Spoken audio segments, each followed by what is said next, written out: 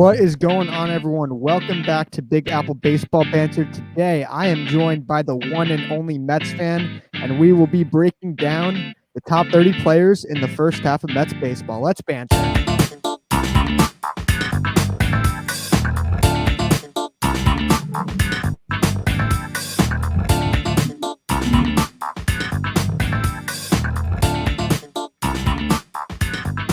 All right, how's it going, everyone? Welcome back to episode 39 of Big Apple Baseball Banter with a very special guest today. You guys better know him. If you don't, well, you probably already do, but if you don't, you should.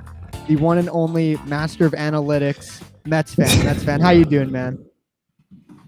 I'm doing good. I just hopped out of bed this morning and felt good. That's good. That's all that works, right? Yeah, I appreciate you taking time out of your busy day of Baseball Savant and fan graphs and editing and all that good stuff. So, yeah, appreciate you coming on. So, what we're going to be doing today is we're going to be taking our top 30 players. Obviously, more than 30 players played on the Mets this past season or past half of season due to all ridiculous amount of injuries. But a lot of those guys are off the team. Guys like Jacob Barnes, Mason Williams, guys who barely played, but when they did, either sucked or just didn't have much of an impact at all with, limited playing time. So we took a core 30 who are still here, who, might have an impact in the second half, but we're only basing this off the first half. We're not saying, just because one player was good is going to be good makes them higher. No. So for me, it should be interesting because you guys know me. I'm more about the, basic stats when Mets fan gets a little more in depth with, the expected stuff, which I know we shit talk it a lot on this channel. Yeah. I'm not entirely against it. I'm not. Everyone has their opinions. I don't really have that big of an analysis statistically here. I kind of just have a few notes for each player, and it's just like nothing crazy. So I won't put anybody to sleep this time. I didn't even do much analysis. I might Google like a baseball reference page, your favorite of these players, but let's get started, man. So we're going to start at 30 and we're going to count our way down. Number one is pretty obvious, but you're going to have to wait. So let's start at number 30. I picked Khalil Lee. Now this guy, he's a backup player. He's there for his defense. And, he started out his career a little rocky. Was it 8 or 9 straight strikeouts? He's a guy who brings value defensively in right field, but there's another defensive outfielder who I ranked a bit higher than him who plays center field, which is obviously the more valuable position. So, I mean, he's a backup player. He's we got him for pretty much nothing in that, Andrew Benintendi trade 3-way with the Red Sox and the Royals. So clearly not much to say. How about you? All right. Well, 30, this one's pretty easy for me. It's Almora Jr. His glove is a plus. I'll say that, but that's why he should be a ninth inning defense guy. And offensively, the guy just swings a toothpick. I mean, it's just, if I had to see Almora Jr. pinch hit against a lefty one more time, I was going to lose. But he's a right-handed hitter. Exactly. I mean, ninth inning Almora is up. It's just unbearable. It's just when you have a guy who's a former 6th overall pick. This guy was picked 6th overall. I'm pretty sure in 2011 or 2010. You expect him to at least have 2 well-serviceable tools, and he does not. He's just not complete bust at all. Yeah. I mean, if you include speed, but usually most center fielders have speed.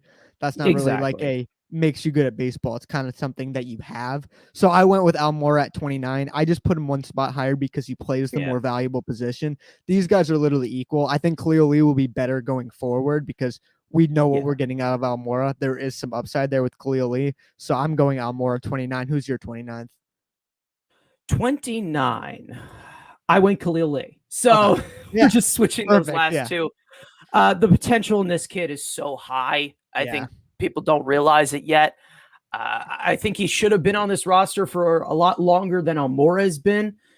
The glove is MLB ready. He has insane range. I mean, he's projecting to be near the range of likes of, good likes of like Kevin Kiermaier, guys like that. I mean, he's got some really good range. He's highly athletic. The bat's just not there yet. I mean, we saw it. It's easy to point it out. The strikeouts are a problem. I mean, that's just how it is. Yeah, he came up too early, and it's not like he's a lost cause, kind of like how Almora is. There's upside there. So 28 for me. I went Yancey Diaz. This is a guy who's has tremendous upside. I won't deny that. Oh, yeah. He just has a tiny sample size for this first half, and it hasn't been great. It hasn't been awful, but it's nothing, to write home about. So I think he can climb his way up if he gets more outings in the bullpen. But I'm going to go Yancey Diaz at 28. How about you? Okay, well, 28, I had to go Miguel Castro.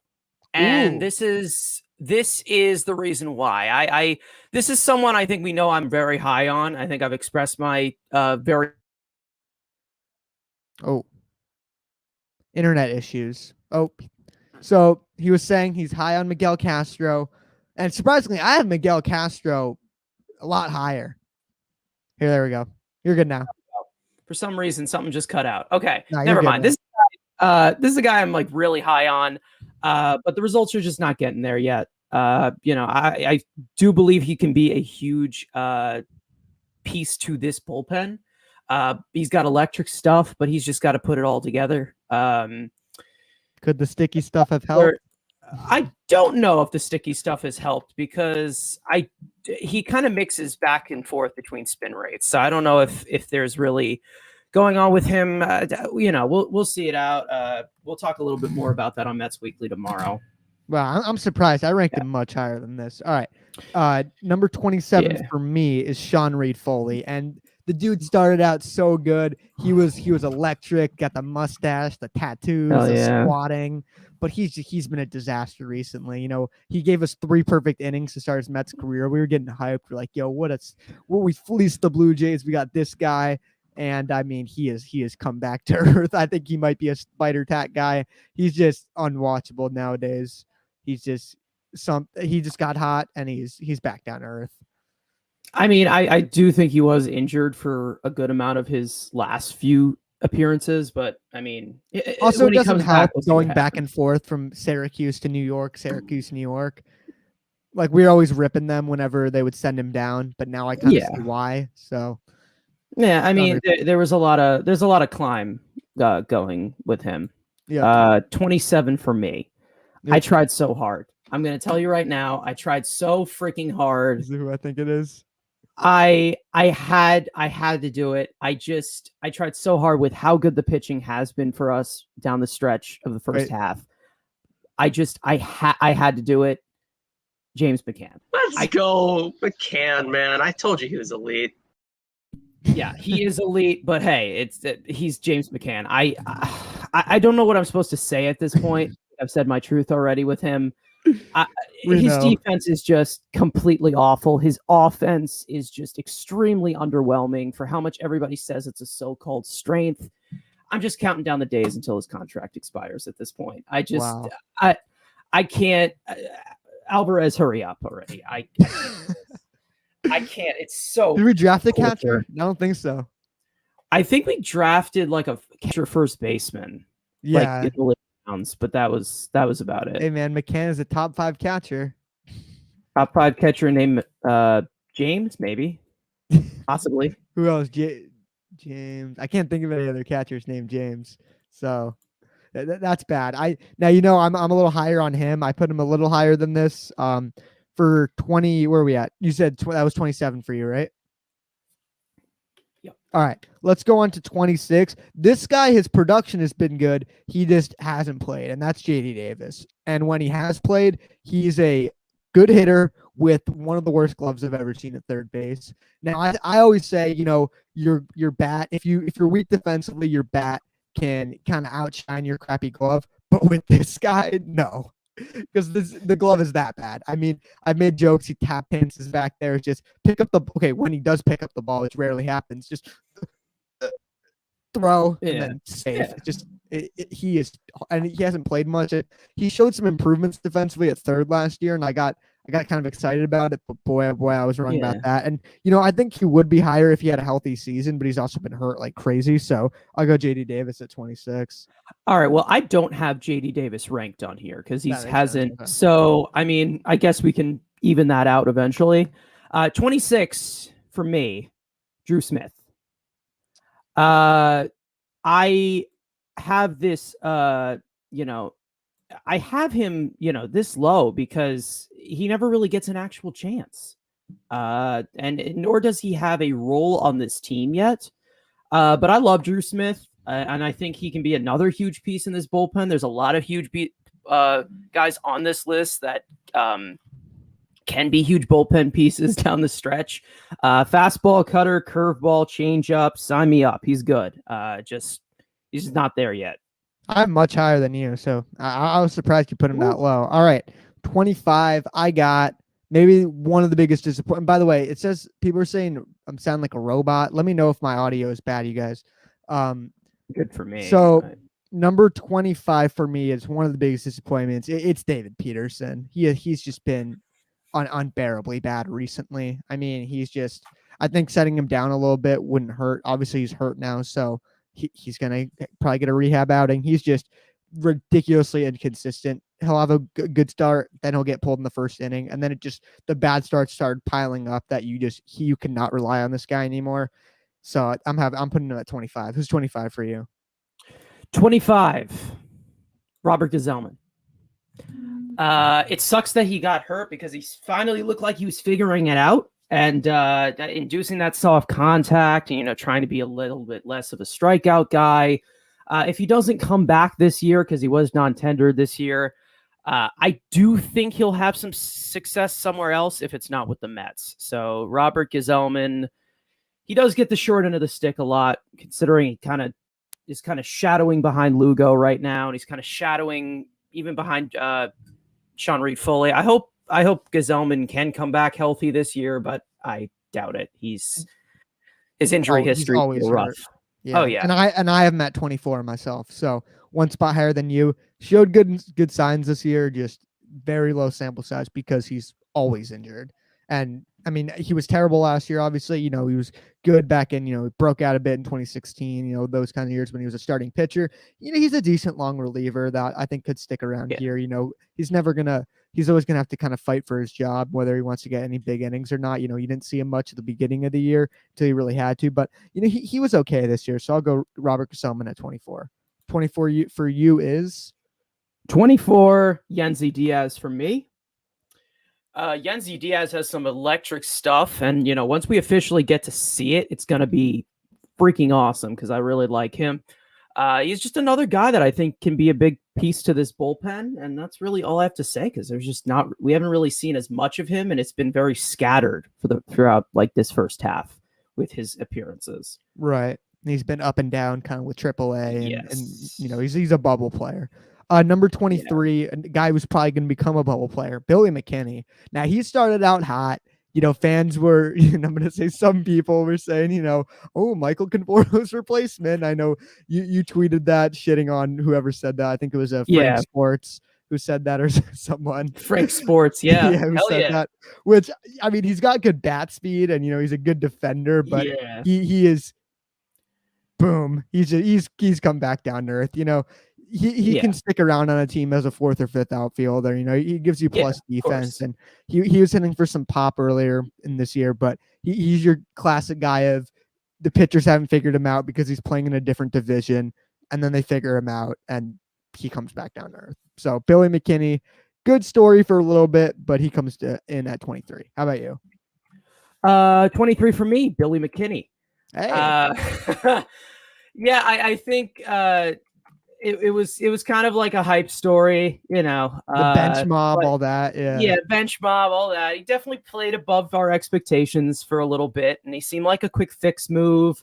And that's the main reason why he seemed like he was above our expectations, because we have all these quick fix moves, kind of like, Cameron Maben and all these. He didn't make the list, by the way, guys. If you, you're like, where's Cameron Maben? Yeah, one hit doesn't get you to the top 100. Hell top yeah, 50, man.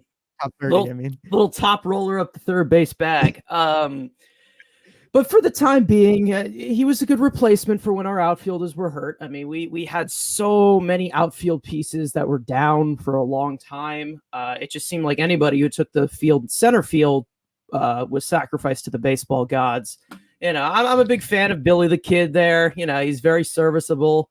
Maybe he could be a good bench piece down the stretch. I don't know. It was fun while it lasted, but I think it's kind of starting to simmer down. I mean, we got him for what? Cash? Like, we obviously won the trade, Absolutely nothing. We got absolutely nothing. So let's move on to number 22 for me. And I have a new guy I'm getting pretty high on. That's Tylor Mcgill. He's come up recently. He's a bit low because he just really hasn't pitched much. And it seems like it's just there's a home run every now and then that kind of inflates his ERA, and he hasn't pitched a ton of innings. But for a guy I'm going to admit I've never heard of until he made his first start, I didn't know because he was pretty low in our farm system, I believe. He's a freaking mammoth dude, and with a beast name, Tylor. I mean, come on. Tylor. He's only had 3 outings, but I think he'll be the 5th starter until guys start to come back. I like him more than honestly, David Peterson. I like him more than maybe a Jordan Yamamoto or someone who doesn't make this list, who hasn't really pitched much. So, he's got decent stuff, and, he could stick around as kind of a bubble player or a long reliever. I think he could have value in the playoffs and in a long relief role when we get our guys healthy. So I like what I've been seeing from Tylor Mcgill. He's coming in at number 22. How about you? 22 is David Peterson for me. He's had some starts where he's sharp. He's had some starts where he just can't even get the freaking ball over the plate. Do I think he's a copy of Steven Matz? No. Do I think he can be a huge piece to this pitching staff? Absolutely. He's just got to find that median where he can actually, I don't know if he's got to work with Nito or work with Mccann or work with another one. Peterson, I don't know if this is like just a kind of just like of what I've seen, a little bit of a bias, maybe because I just like his stuff and it has been improving. But yeah, 22, David Peterson. All right. Coming in at 21, I have Tomas Nito, our backup catcher.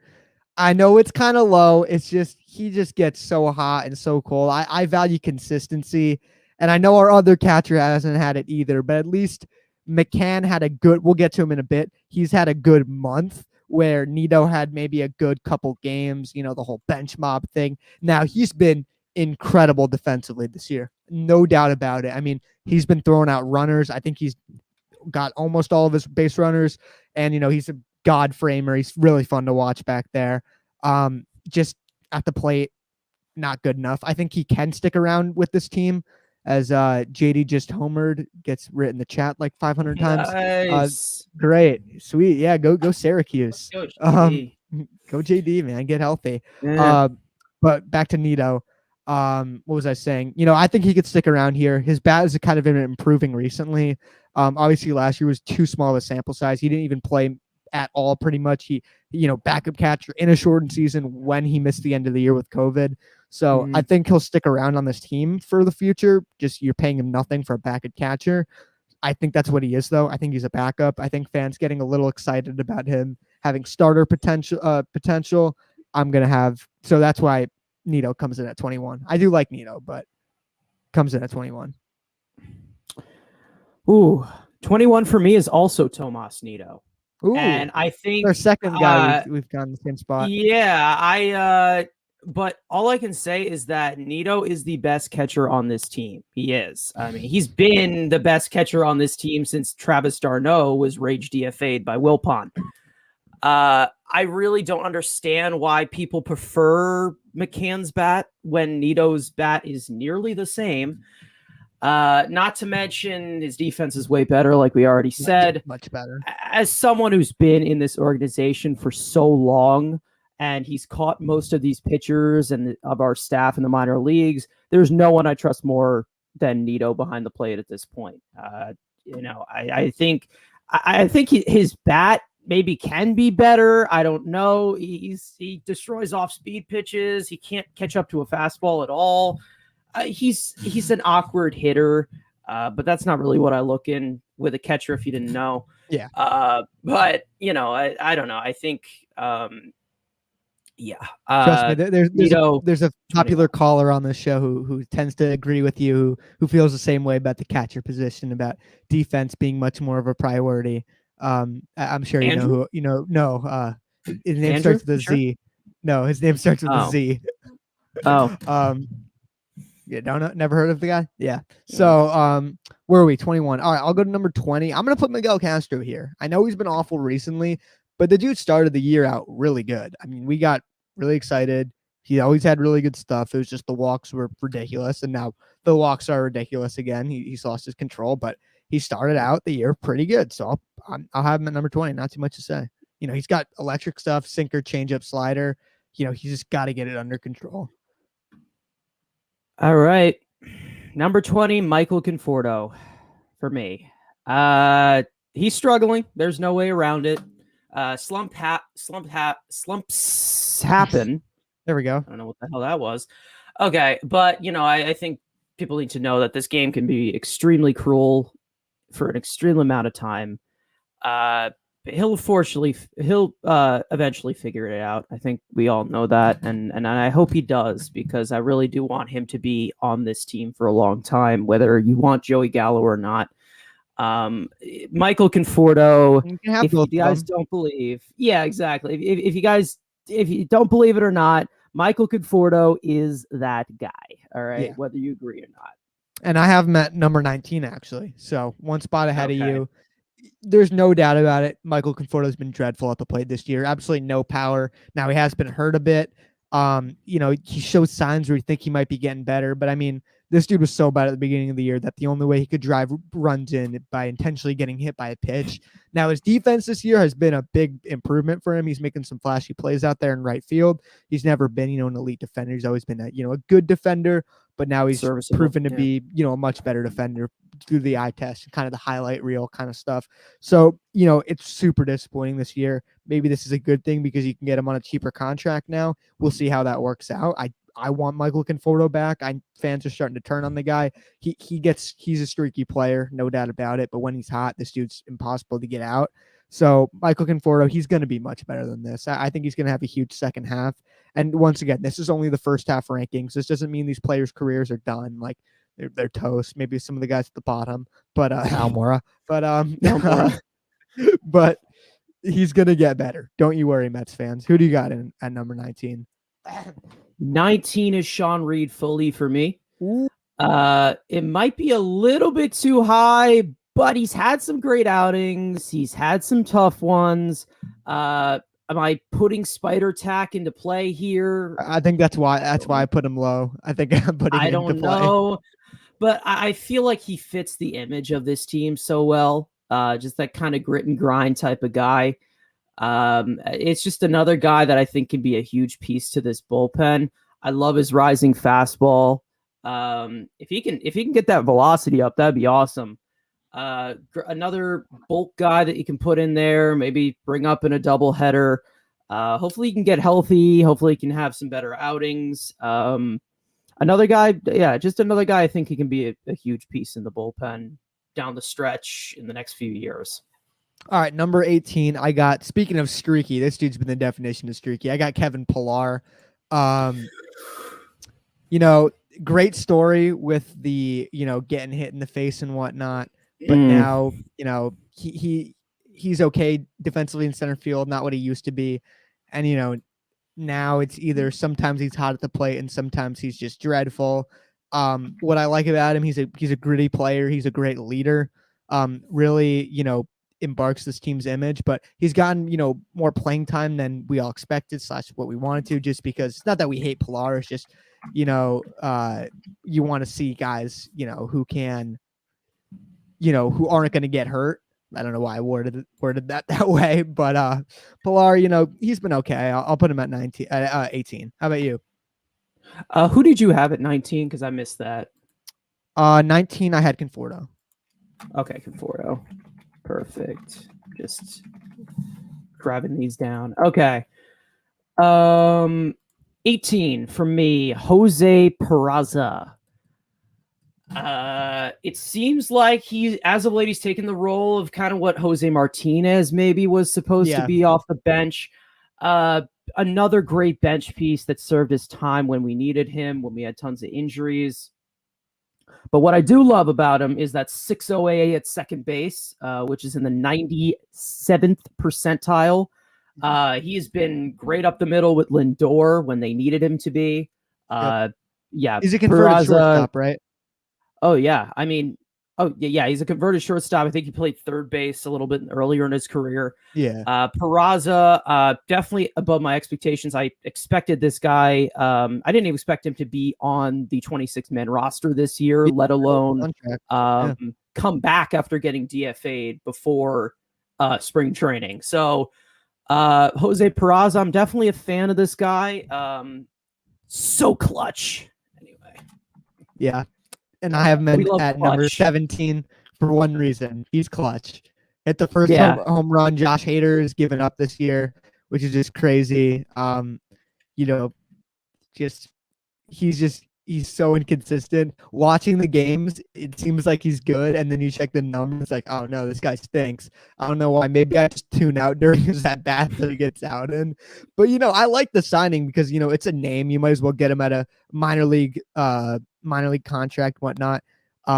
He's played good second base, like you said, a great second base, like you said, and he's a solid bench player. He's been around this league for a while with Cincinnati. He played with Boston last year, so get him on that minor league contract. And he's had more playing time than we all hope this year, but he's made he's been okay at that with his playing time. You can't deny how clutch he is. Hell yeah, man! Hell yeah, he's so freaking clutch. Let's see. Okay. Number 17 for me, Jeurys Familia. I say it all the time. He'd probably be one of the best relievers in baseball if he didn't walk the entire ballpark. That's easier said than done. Oh, yeah, exactly. Especially with a guy like him. This is the best Jeurys Familia we have seen for his entire career, and I stand by that. Sinker is back. He's never been more dominant from a stretch in his career. I mean, he's having one hell of a bounce back season. And this was a guy that we wanted to trade for a stale bag of popcorn. Yeah. And the salary, basically. Yeah. The contract still sucks. It's definitely not something you want to give to a reliever. 10 million AAV, which I'm pretty sure also has a signing bonus. Thanks, Brody. Thank you, Brody Van Wagenen, you fucking idiot. But Familia, it's another vet we can have in that bullpen because we do have a lot of young arms, and he's been pitching pretty well when he's not overworked. Yep. So coming in that was 17 for you. 16 for me, the absolute GOAT, the fan favorite. I got Luis Guillorme. He's an elite defender. I'll say that. He's so versatile. He's so fun, but the plate, he started out good and then kind of died off a little bit. He's a contact hitter. His OPS is never going to be good because he hits for absolutely no power, has one home run in his career. He's a little dude who hits the ball around the field. And I love guys like that, off the bench and whatnot. He's the first guy off the bench usually. He's our best bench bat in my opinion, and he's got great versatility, great hands, man. Third base, that he's been playing that primarily, and he's been playing really well. Obviously got injured a bit. But yeah, 16, I got Luis Guillorme. How about you? 16 for me is Kevin Pillar.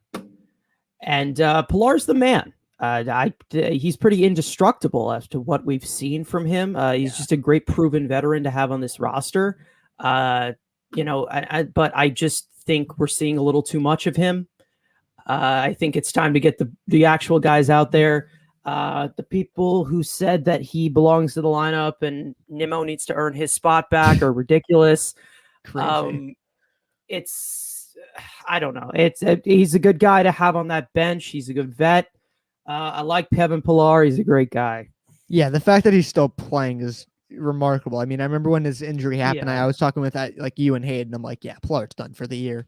No question about it. Like, did you see? And then he comes back a week. His face literally exploded. Yeah, he came in the lineup the next day, or in the clubhouse next day. He's like, hey, coach, am I in the lineup? So shout out to Kevin Pillar for that. That's awesome. All right, number 15. You're going to kill me for this. I got James Mccann. I know he's been bad. I know he's been terrible, but he had a good month to end the season. Something a lot of these players didn't have one good consistent month. He hit over 300. I know batting average isn't everything, but if it's above 300, you're doing something right. I don't care how lucky you're getting and whatnot. Now defensively, yeah, I should have done my homework when we signed him because his hands are ridiculously slow. like sliders on the, what is it, on the glove side are just his kryptonite. You can't frame them to save his life. He's looked okay, a little better recently, but his bat, he's an offensive first catcher. He can't block. He's got a great arm. He's got the, hold up, let me get the clip. Mccann.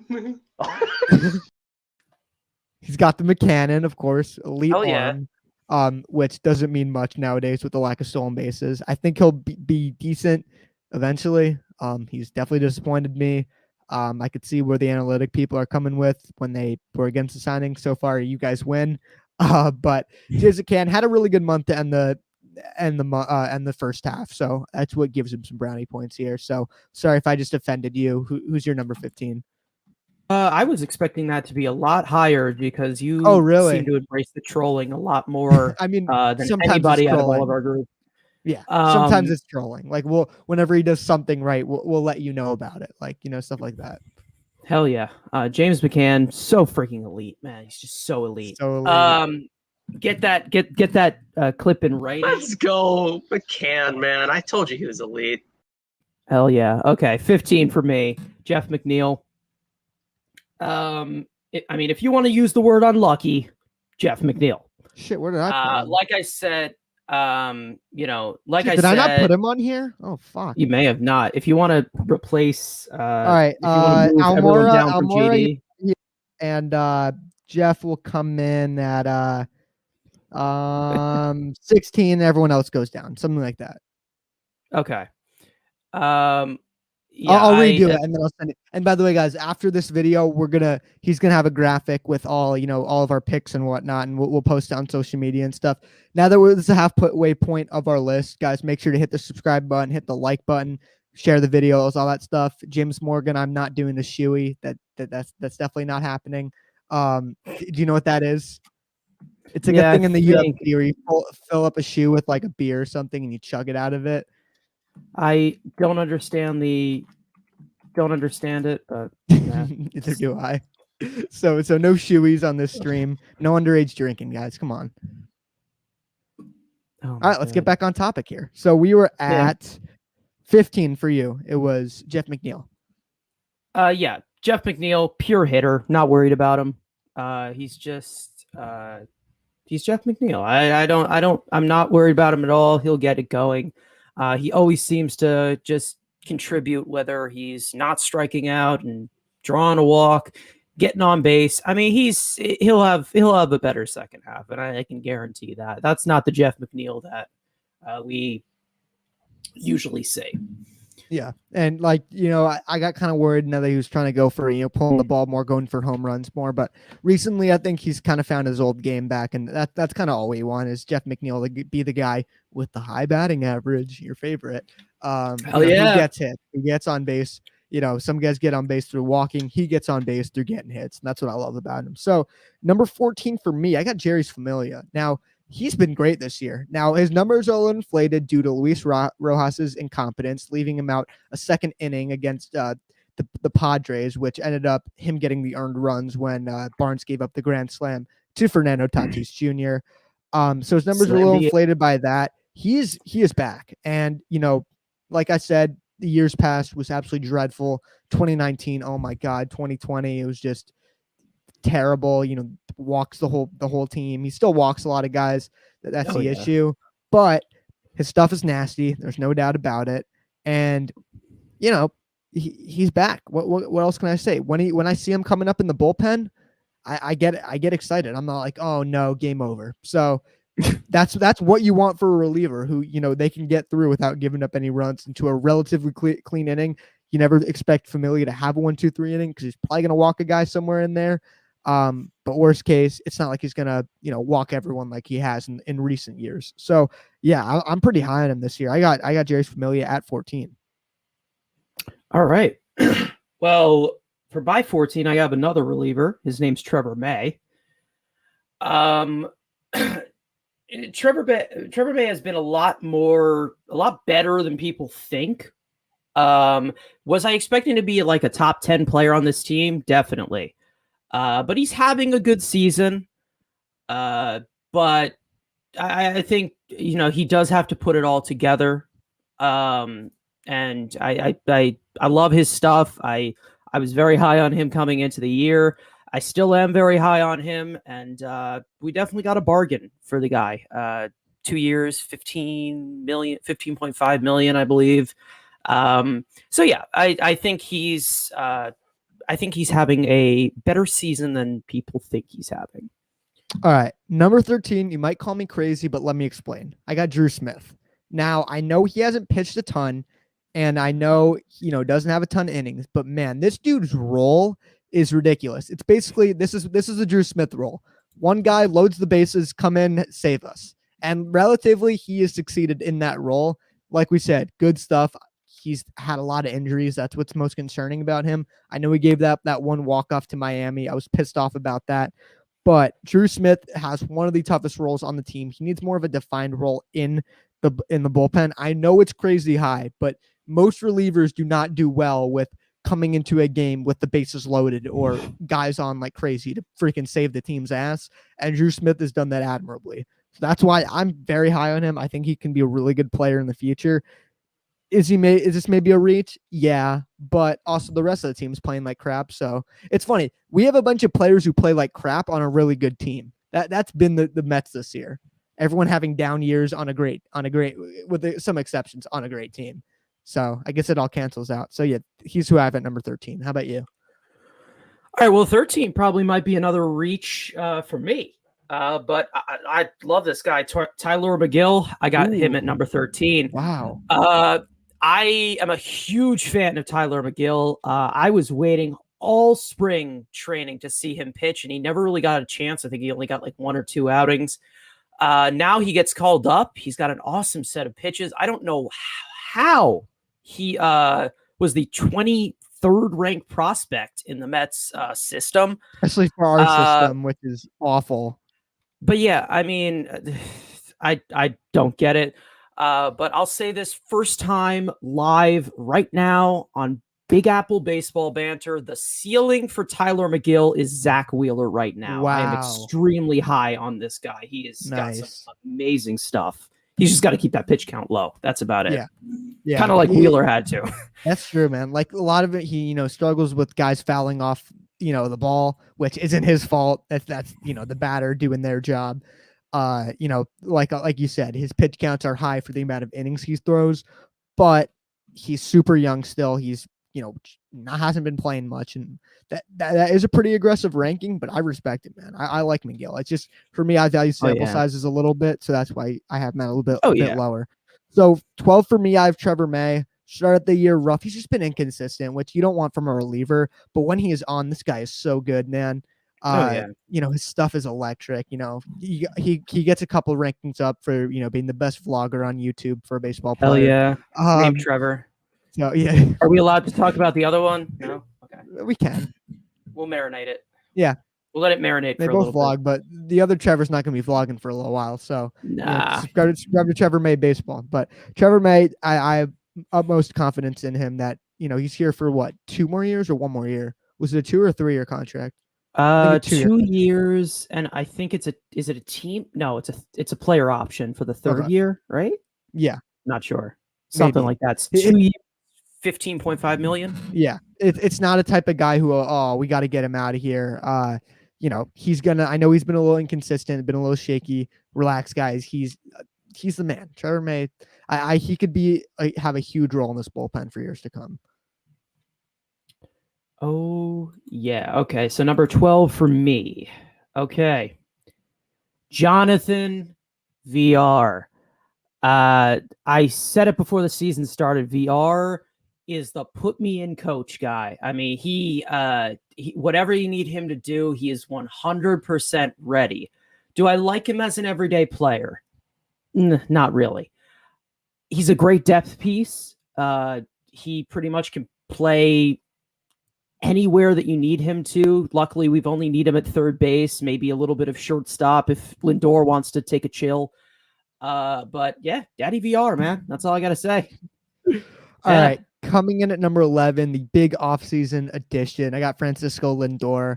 He's been extremely disappointing, no doubt about it. Now, thankfully, his glove is just kind of transfigured. It seems like this Mets defense. I mean, we had most of the same personnel as last year, and this guy he does such a good job. Incredible leader. He's just not hitting this year. He's got a decent amount of pop this year for a player hitting as bad as he has, but he's just so many weak contact pop-ups, slow ground balls. I know everyone was saying take a chill pill. This guy isn't Mike Trout coming into the year. I think he can get a lot better as a hitter. He's still only 26 years old, which is crazy for a player with the amount of time he had to be at that age. Nowadays guys are coming up at like 19 and stuff, so it's not as crazy anymore. Yeah. But guys, Lindor is going to be fine. I expect a huge second half out of him. I know Mets talk with Hayden Signature saying he's never going to live up to the contract, all that. I'm glad we have him long term, and I love Lindor. I mean, he's a great, I've never rooted this hard for a player playing as shit as he has. I'll say that. He just has that likeness factor, which doesn't really count for this kind of list. This is, based on how much you've done for the first half, which he hasn't done too much. But Lindor's going to be fine, guys. Don't worry. He's coming at number 11, though. The smile is worth $341 million alone. All right, let's be real. Better pay Nimmo that soon, though. Oh yeah, definitely. Number 11 for me is Dominic Smith. I'm expecting a huge second half, and then maybe that's the reason why I have him so high. A lot of people, again, another guy that he's having a little bit better of a year than people think he's having. The defense at the position that he doesn't play has been better. I won't say it's serviceable yet, but he's been good. Like I said, he's weird, but he's entertaining. Dom Smith, we love you. Never leave us. You are precious. We love you, Dom. Dude, I was the biggest Dom Smith guy coming into the season. Everyone's like, last year fluke, just trade him. We don't need him. No DH this year. I'm like, guys, trust me. And, so far, it hasn't been amazing, but he's going to have a big second half. No doubt about that. The way Dom plays, it has a tendency to be fluky. Yeah. But he's good what he does, which is very odd. Yeah. It's weird, the whole breaking ball thing. He hit them amazing last year and couldn't do anything the most of the first half. Hopefully he gets that sorted out and whatnot. So number 10 for me, I have Daddy VR at number 10. Hell yeah. I don't even want to listen to my takes about him coming into this year. I call him Javi Baez light, just swinging this machine. Seeing him swing a lot, though. Yeah, seeing him with the Marlins last year when they played us. I guess he just played his worst baseball against the Mets. I guess if you can't beat him, join him. That's what he did. His defense, I watched him as low light film, and it was just hard to watch him just trying to be too flashy. But staying at one position, he's primarily only played third base, which hasn't been really his main position. He's been more of a shortstop or second baseman in the past. He surprised me a lot defensively and offensively. He has been pretty decent. This is a guy that is gonna compete to get his job, to keep his job. I think JD is legitimately going to have to earn his spot back, which is hard for most bench players to, lock a job down like that. So I would like to get a better third baseman if we're really going for it in the playoffs, depending who's available, because I don't think Jonathan VR screams starting, player for a World Series team, but he has done his job admirably. And for the expectations I had for him at the beginning of the year, he has completely shot up my rankings. So I have him at number 10.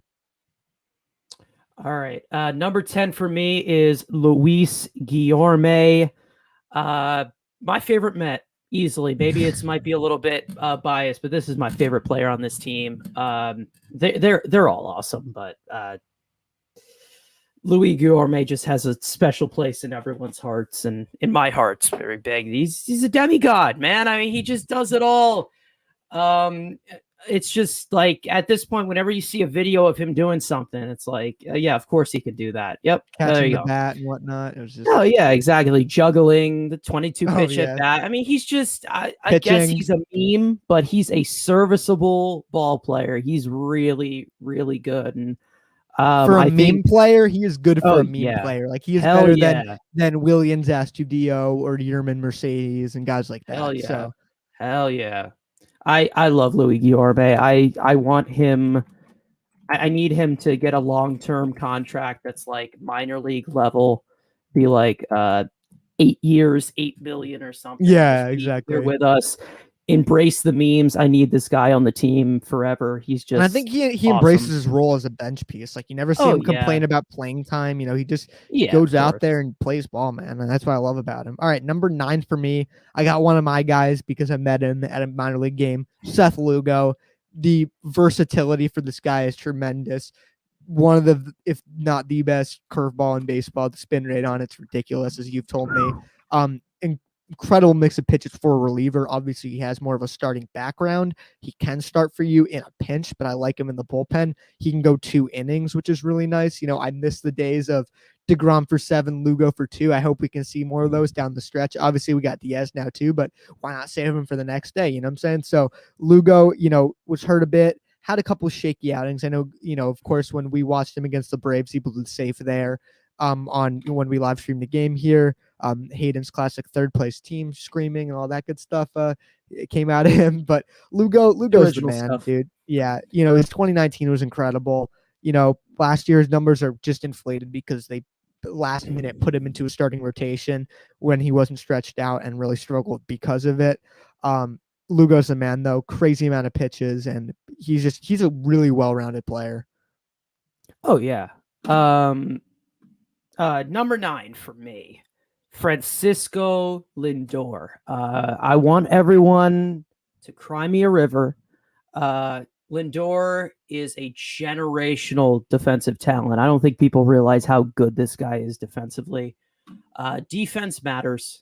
I'm sorry, it does. Yeah, especially at shortstop. No, shortstop, 100%. Catcher, and center field to me are the premium positions that you need plus defenders at. Yeah. Definitely. I mean, and he's also been productive offensively this year, not the way people have hoped. I've said my truth about Lindor and what type of player he is and what player he's been and what he eventually will be. Just the type of guy he is. He belongs here. I'm so happy to have this guy for over a decade. And he's pretty much revolutionized this Mets defense. They're top of the leaderboards in every single metric now. I mean, I'm pretty sure since it's recorded OAA, the Mets have a negative 137 OAA since it's been, and that's the worst since 2014. I mean, it's just he's completely made it amazing. Hopefully, he can help out JD a little bit more. Oh my God. But there isn't helping that guy. Yeah, maybe JD can toss it to him when he picks up the ball, so doesn't have to do this shit. It's like get the ball, throw it to Lindor, he makes the throw. Yeah, I think he's just what he's done in that clubhouse, just all the guys around him and how they build it all around him. I mean, position player wise, of course, there's another guy who is a face of this game, this team. But I mean, he's been a positive impact, whether he's not doing himself, but he's been a positive impact on the rest of the team. Hey man, if Omar Vizquel was getting Hall of Fame consideration, Lindor is going to get it too. Oh, and yeah. I think he has more offensive upside than people think. He's a switch hitter, which is super valuable. We don't really have that on this team. Lindor is going to be fine, guys. Don't you worry. He's been such a good player in the past to, make you think that. So coming in at number 8 for me, I got my guy, Dom Smith. He's been incredibly streaky, but also for a first baseman playing left field, been a lot better for a guy who's not the most athletic. He's been much better than which isn't saying much, but he's been okay out there defensively. His arm is still awful, but he's a first baseman. They don't throw much. But Dom Smith at the plate, he hits the ball hard, which is really nice. He just hasn't been able to hit off-speed pitches or breaking ball pitches this season. Hopefully he can improve on that because he did such a good job with that the year prior. He started to heat up a lot more towards the end, was clutch towards the end. Your favorite, hit with runners in scoring position, which is obviously everyone's favorite, which we usually can't do. So Dom's going to be fine. I expect a huge second half out of him. So Dom Smith coming in at number 8. Me too, exactly. Number 8 for me, the other first baseman, Pete Alonso. Or should I say back-to-back home run derby champion, Pete Alonso. Referencing one of my videos, like I said, from last year, there's nothing to worry about. This is the best version of Pete Alonso we have ever seen, and I think he's going to have a huge second half. I mean, I love Pete. I love him as a player. I love how he plays. MVP, man, MVP. Yes, sir. All right, coming in at number 7 for me, I got the GOAT, the amazing offseason pickup, Loop. There it is. Absolute stud. He is just outproven everybody's expectation this year. He's been incredibly versatile. He's opened games.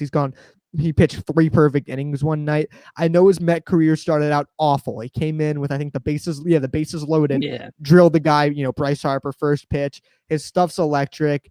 He can crack a cold one after being, making a start. Like you said, he's just the man, dude. When you bring him in against a left-handed bat, you are just so confident. And for this division, when you got guys like Freddie Freeman, Bryce Harper, Juan Soto coming up, you need a guy who you're confident can get that lefty out.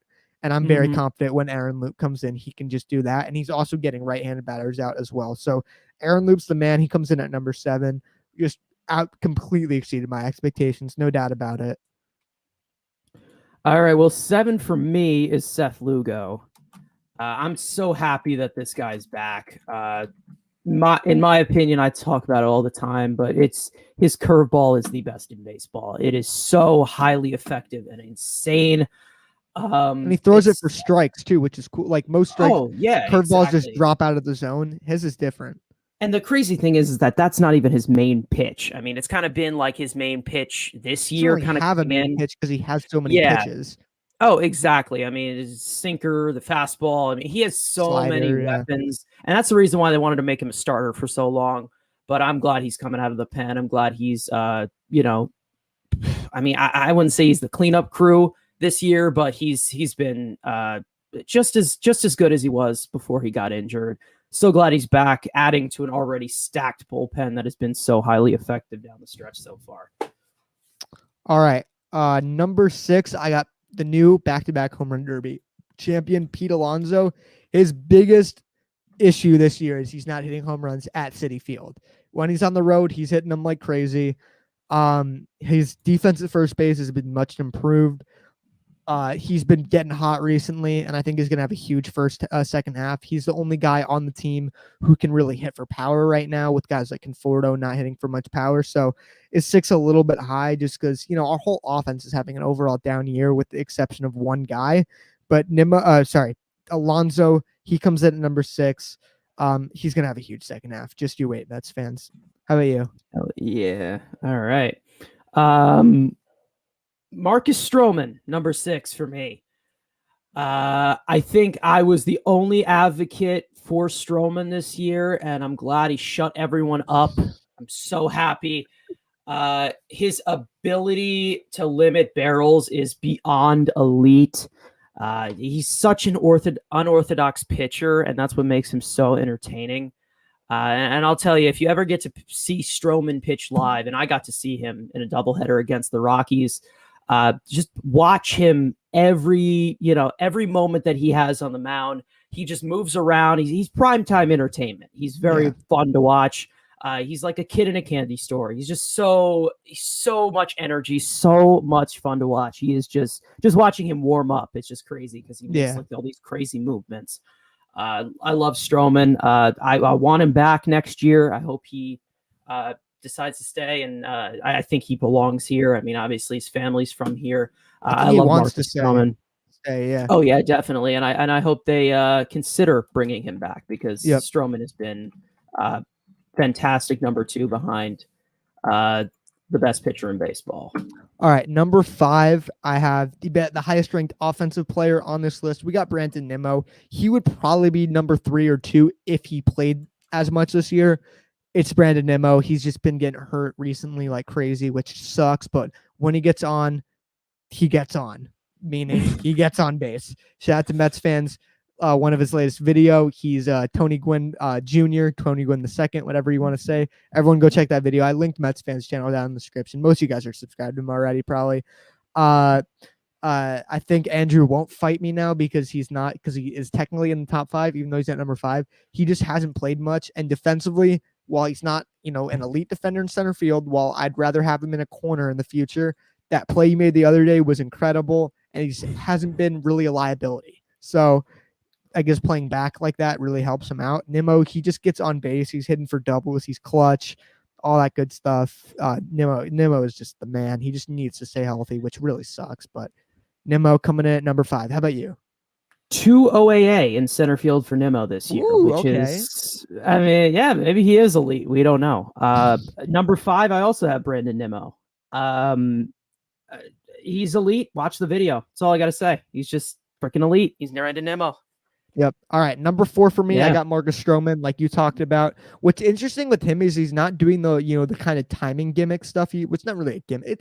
I guess you can call it a gimmick. I guess he's just relying more on being a very good pitcher, which I have nothing against doing the whole timing thing. I think, it's fun to watch, first of all. He hasn't been doing that. He just keeps the ball on the ground, and he's just been phenomenal. I think he got snubbed of an all-star appearance, borderline. There are some guys on the team. Darvish, he should have made it over. Luckily, we got Ty and some. He was the only guy, but we'll get to him in a little bit. But Stroman, just huge here so far. He's been so good.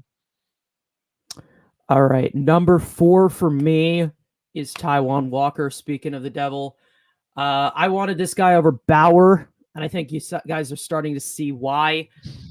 He finally got his Luis velocity Rojas back. Oh yeah. He finally got his velocity back after the Tommy John, and he's starting to become more of a strikeout pitcher because than more of soft contact. He's got an incredible set of pitches. I want him to be a Met for a long time. I hope he stays. He's such a vibe. If you just look at him, he's such a vibe. He's awesome. He's just a great guy. Yeah, Ty's a man. Unfortunately, gave the home run in the All-Star game. But it's an All-Star game. They're not going, compared to the other All-Star games, they're trying hard, but they're not going completely 100%. It's field. Who cares? Yeah, exactly. Sandbox. All right, number 3 for me, I got your guy Edwin Diaz. He's just been phenomenal this year. You put him in a safe situation in the 9th inning, I'm extremely confident he's going to win us the game. The trumpets, whatever you want to say about him, he's been electric. Year by year, keep improving and put 2019 in the back, out of our memories. He's just been 19. Yeah. He's just been, it seems like an automatic when we have a decent lead and he comes in the 9th inning, especially at home. The fans, every pitch this guy throws, the fans just go nuts. Edwin Diaz, well, I still think we lost the trade because value-wise, even if Kelenic doesn't pan out, we could have gotten more value for him. But Edwin Diaz, top 3 reliever, an elite closer. He's just been phenomenal. So he's coming in at number 3. Hell yeah. Number 3 for me is also Edwin Diaz. One word, elite. That's it. That's all I gotta say. Number 2, Taiwan Walker. I just have him above Edwin Diaz because I value starting pitchers over relief pitchers. Is Edwin Diaz a better starting relief pitcher than Taiwan Walker is a starting pitcher? Yes. But now in the offseason, you guys know me if you've been watching the videos for a while. Now I wanted him both and Chris Brown 2.0, aka Trevor Bauer. Shout out to Sergio for coming up with that joke. I wanted both of them just because I wanted to build an absolute super rotation, but he has been just as I expected him to be. You watch him pitch, he's got good stuff, man. It's just he's just been so unfortunate with injuries in the past, but he's finally healthy this year. Unfortunately, had one little small 10-day stint on the IL, which I honestly forgot about. But Taiwan Walker, he's finally healthy. He's an all-star. He's just a phenomenal pitcher this year. Hopefully he can keep it up in the second half, and he'll be a Met for a little while. Fans were bitching about, we paid him too much. Too many years. I'm like, no, just you wait, guys. I was sitting back and ready to enjoy some Taiwan Walker baseball. So he comes in at number 2. I'm guessing number 2 for you is Brandon Nimmo. I already said Brandon Nimmo. 5, right? Who is it? Yeah, I had him number 5. Number 2 for me is Aaron Loop. Ooh, right. Loop has been so good this year. He should be up there with the reliever of the year this year. That's how good he's been. But we all know how awards go, and I could pretty much care less at this point. Yeah. That arm slot he has is just so toxic. Yeah. And the ball just explodes out of his hand. Like first time I watched him, it's such a natural movement for like a sidearm kind of 3/4 pitcher. It's insane. And I hope the Mets go after more experienced lefties like that in free agency next year. It's just we need the experience in that era. Yeah, they're always available. Oh yeah, of course. And I know some of you guys might be thinking, "Oh, Loop, what the F?" Look at his numbers. Trust me. Look at his basic numbers. You don't even have to look at all the expected and spin rates and stuff. Literally every level, he's been awesome. He doesn't have the innings that most aces of a bullpen will have, but just look at his numbers. And he's getting lefties out, and he's doing more than that, which is what you want from him.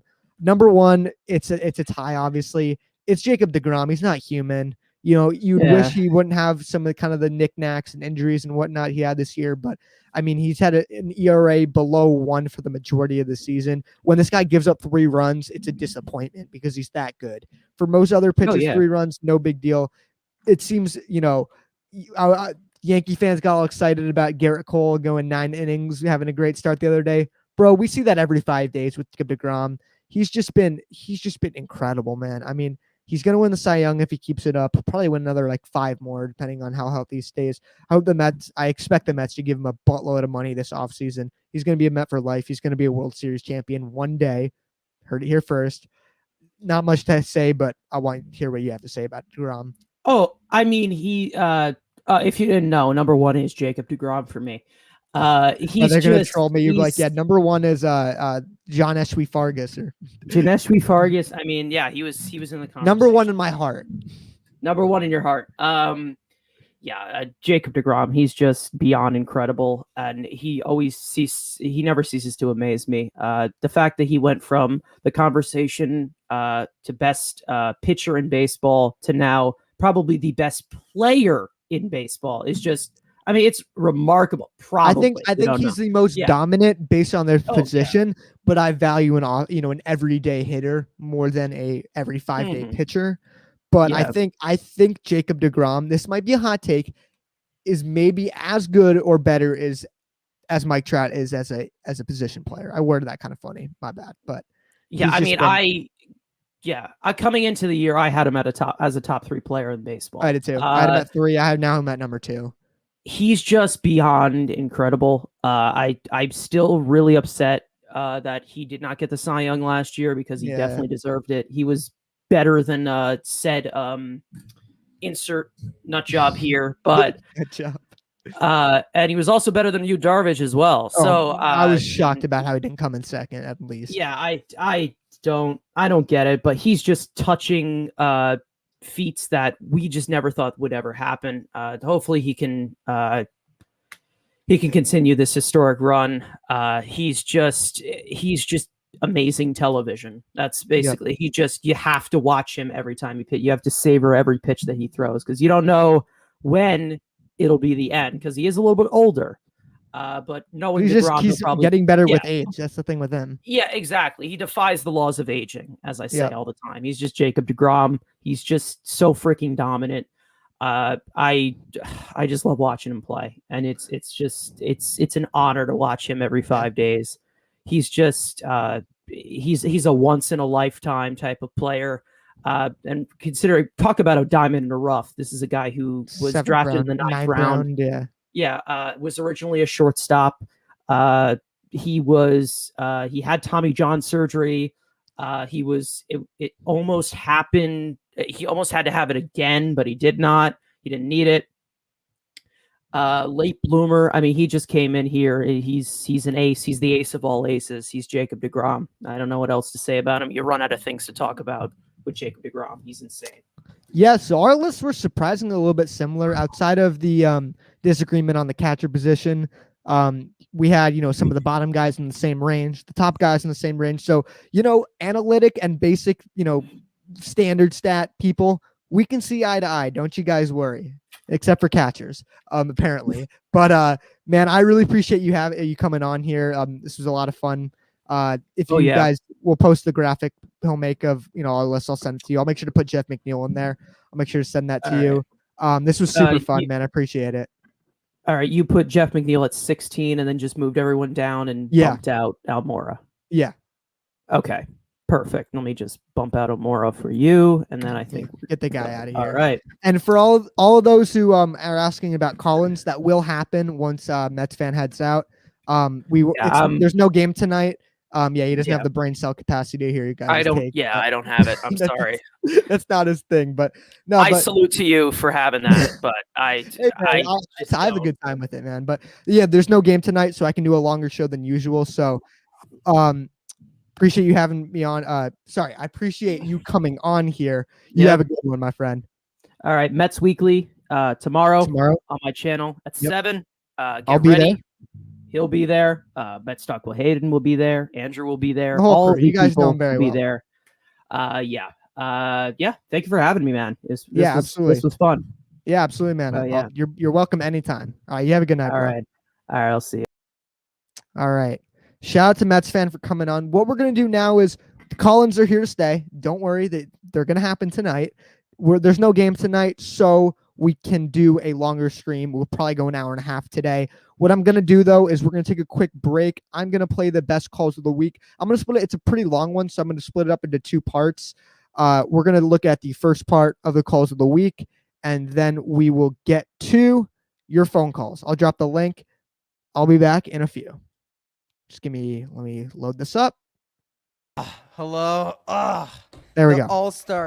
The all-star list. I've never been more pissed off by anything. You could probably guess why.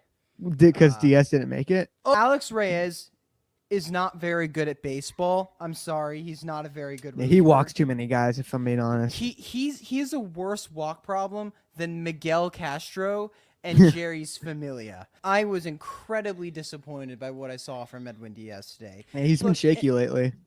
And look, it's an incredibly tiny sample size, and I was kind of encouraged by his save against Milwaukee because I know you saw him give up the run, but he got 2 strikeouts in that easy pop-up. There's no reliever really in the league you can say, I 100% trust you to get out of this extra inning scatheless. And Diaz was so close to doing it, and then he just lost command, which is why I'm disappointed. He had 3 different opportunities to 3 different batters to get out of that inning, and he lost command, and that disappointed me. D- in June. God, his right. Defense is terrible. Okay, and all right, cool. Yeah, Reed Foley. D- to F. Yeah, he's been really bad. Gazellman. He's just bad. He was a total cheater. You can tell. Oh, he was like a spin rate guy. I hope I never see the guy again. I just really can't stand him anymore. Kyle Higashioka, Max Stassi, Zunino, Austin Hedges, Tomas. All right, cool. You're out of here. Andrew, what is going on, man? How you doing? As I tweeted out after this game, I'm going more, as much as I don't want to say this, they are one of the best teams in the National League. I didn't want to say it because I'm not trying to put my faith. I did the same thing in 2019 where I've held it back, and everyone's been all positive, and I'm like, this is still the Mets. This is still the Mets we're talking about. Yeah. They keep new team though, Cohen, baby. They keep finding ways to win games. It's crazy. And bullshit of Jose Peraza, first home run allowed by Josh Hader, and Jose Peraza's tying a game. Stuff like that, good teams win. I think Ron said it best a couple days ago. Good teams find ways to win. Yeah. And these guys, after a rough series in Atlanta, go into Yankee Stadium, into the older brother's home, and beats the living shit out of them 2 out of 3. Hey, Yankee fans, y'all are welcome. Like I put in the group chat, the Mets so far this series have beaten or found a way to score or beat Woodruff, Burns, Williams, and Hader. Yes, they didn't score off Williams, but they found a way to beat them with those 4 guys pitching. Yes, whatever the hell, Suter comes in the 9th or the extra innings and blows it, whatever. But they're finding ways to win. I do want to talk about the home run derby because my God, Pete's not winning it. Pete's getting he's getting bounced in the first round. Gallo's winning it. What do you mean? Salvador Perez is the Dinger Derby champ, bro. That's true. Salvi is winning the Derby. I'm kidding. No. And he plays. Well, the thing with him, he plays in such a tough ballpark in Kansas City. And still hits homers. To Colorado. Oh, but Gallo is not the most productive power hitter in the league, but I think he's the most powerful hitter in the league. And the ball comes off his bat different, and he's a guy we need to look at potentially trading for. Mr. Overrated, yeah, Mr. Overrated, Vlad. Which Andrew put something out about like this, like it's actually insane. Like every time Fernando Tatis like takes a breath, I can't go through Instagram that day because all it is just I saw a meme one. It's like when Fernando Tatis breathes in oxygen, the announcer, "Oh my God, he's done it again!" It's like dumb as shit, man. Like Tatis is awesome. He's a phenomenal player, but it's getting annoying at this point. And Trey Turner, he brings out his shade. Nothing. Mocking the Padres. Nothing. Trey Turner's for the cycle. You see one post. Yeah, Tatis exactly. Makes a jumping catch. Jumps high. Oh, my God. God, can you believe it? I was like, yeah, post all the 15 other errors he's made. Exactly. It's a joke. I mean, again, I don't want to hate him, but it's just so funny. And it is kind of funny to be the troll. Padre fans suck him up. Oh, 100%. Yeah, you mean all the new Padre fans who didn't the new Padres fans, existed a year ago? I don't have AC and I had to close my windows because I had dudes doing yard work with fucking chainsaws in the back. I replied to your tweet. I woke up to chainsaws going off in the front yard and Fernando Tatis nonstop shit on Instagram. So I had a great morning.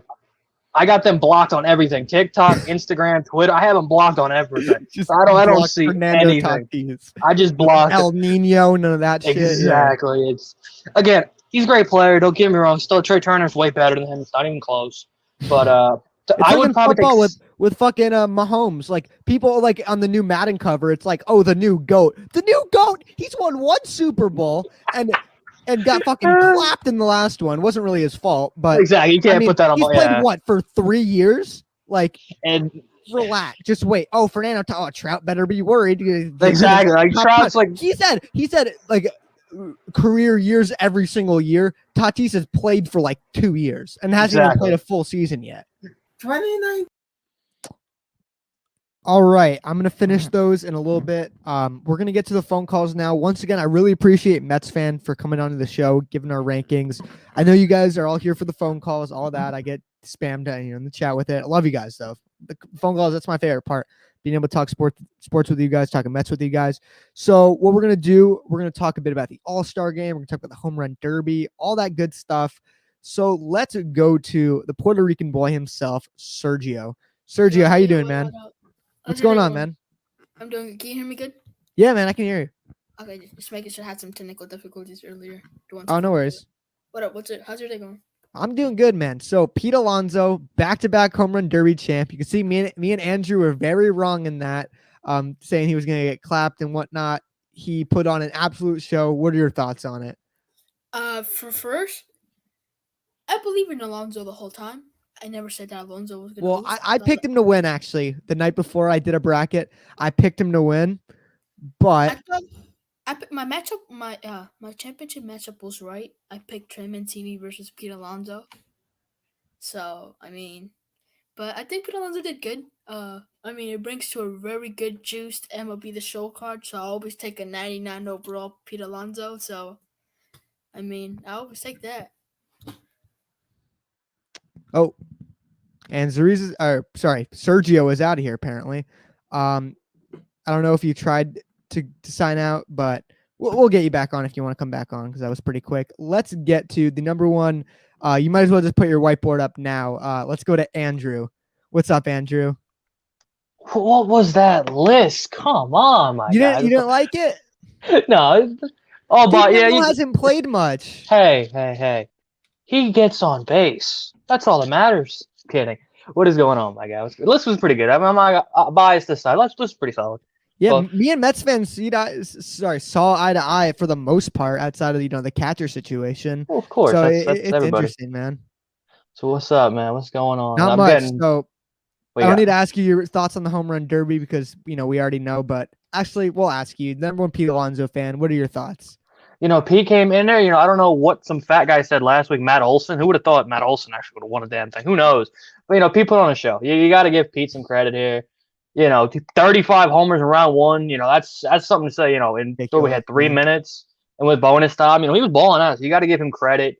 And then Soto, he went up against Soto, and Soto was tired. He faced Ohtani in like 4 rounds, so that tired him out. And then Trey got tired, and Pete took advantage. I'm kidding, but yeah, Pete put on a show. You got to love it. The comments maybe weren't the best post derby, but if you want to get into that, you can get into that. People have taking the best power hitter comment a little too seriously, but again, it was great. It was a great home run derby, best batting practice hitter. Yeah, thank you. That's the proper term. That's when you hit 3 home runs at home and you're supposed to be the best power hitter, that's a problem. But Pete put on a show. Taiwan let his former teammate take him deep. I mean, you gotta love it.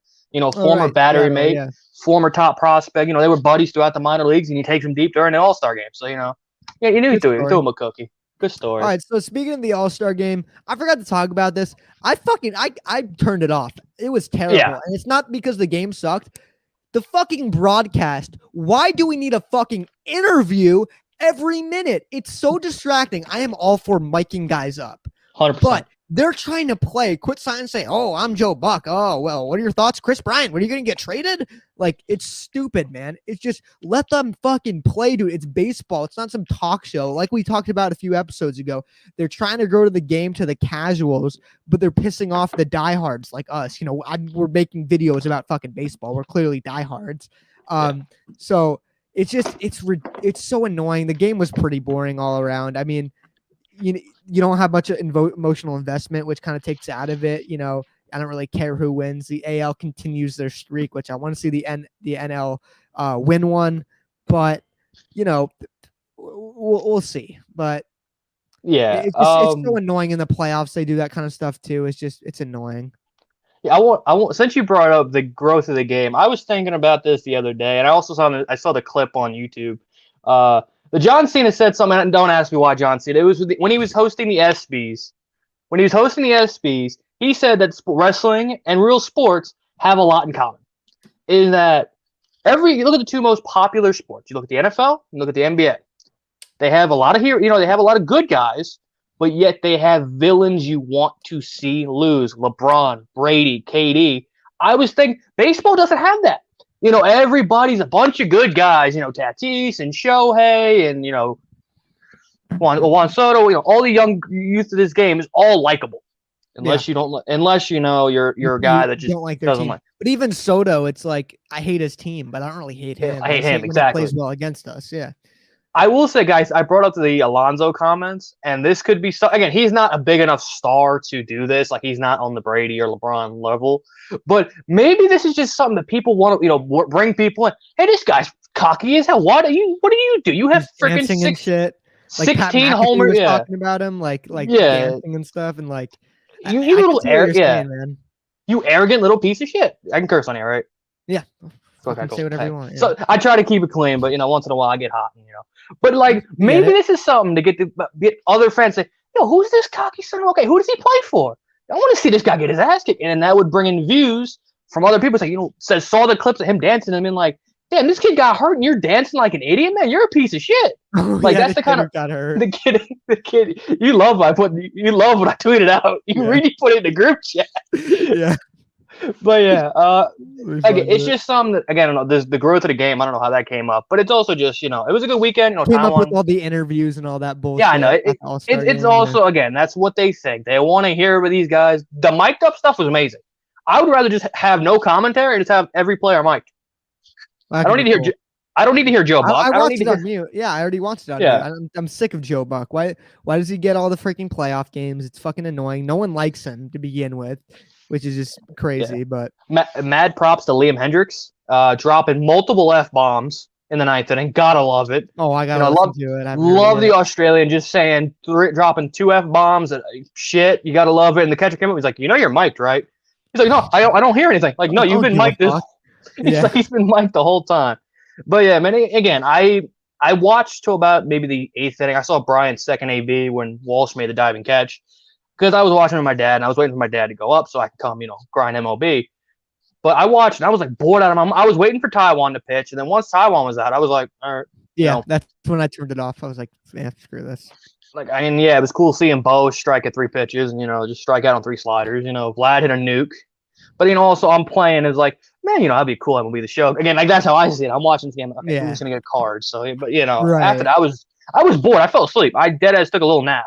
Like before, what's it called? After the Vlad homer, I was in my recliner and I just took a little nap because I was bored out of my mind. Yeah, it sucks. I mean, most exhibition all-star games, it's more about who makes it and all the Pro Bowl. No one watches the game. You watch it for the dodgeball and the gridiron gauntlet relay and all that good stuff. And so, like, I think the MLB needs to add some more events and stuff to the all-star game, because the fun stuff is the events, because you don't have much of I have emotional attachment to Pete Alonso winning a home run derby. I don't care about the National League, though, winning the all-star game. You know what I'm saying? So speaking of the all-star game, a Japanese player got the win, a Australian player got the save, and a Dominican player got the MVP. You know where I'm going here. Thoughts on the clown himself, Stephen A. Smith. He threw, his brother's good. He threw for 100 yards, all that good stuff. What are your thoughts on his comments and his bullshit apology? Oh, boy. I just love that ESPN, usually they put every clip from First Take. I love they didn't put anything from passing on their YouTube channel. I love that. So I had to go deep into the minds and find the actual footage of the passing. He crushed it. He fucking 100% owned Stephen A. Yeah. And it's like I got a little problem with passing because he's an anti-Mets a little bit, but passing went in there and kind of spoke for the baseball community. Again, I don't understand what he's trying to say.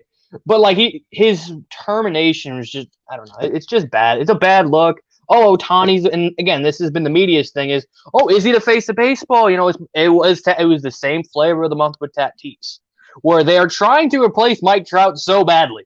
Yeah. And yes, he's been hurt, so you can gives you opportunity to replace him. The game is, again, it's evolving. It's international. Again, like you said.